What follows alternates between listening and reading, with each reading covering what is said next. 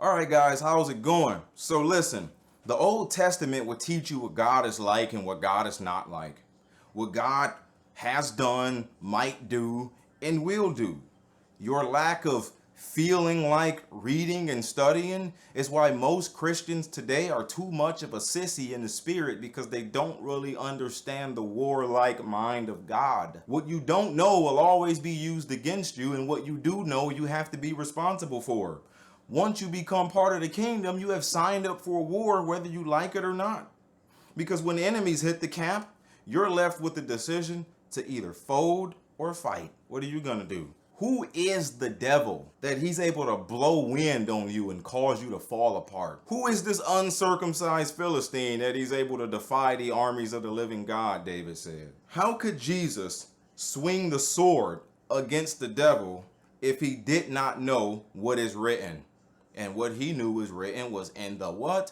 Old Testament. The New Testament hadn't been written yet when Jesus was there. So when he did that warfare with the devil, he took that war manual that was written in the Old Testament and swung the sword at him, right? Being filled with the Spirit without measure, he said, "Get behind me, Satan. It is written, we should worship God, and him only shall we serve."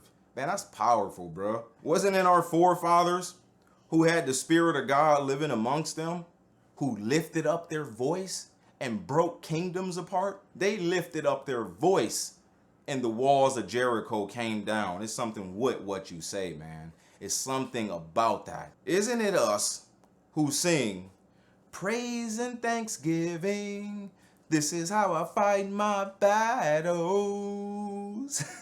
Do you actually believe the music you sing, or is it just good music?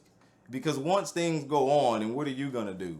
Fold, cry, run to somebody, or are you gonna lift up your voice? If the right frequency of sound is able to break and shatter tempered glass, what make you think the right praise can't break the enemy's plans against your life? Just try it and see if that works. Sit there and just worship God and tell him who he is, what he can do, what you need to. Make him aware that you are aware of his abilities to change things in your life. He'll do something about that. He'll respond to that. The right frequency of sound is able to levitate objects off the ground.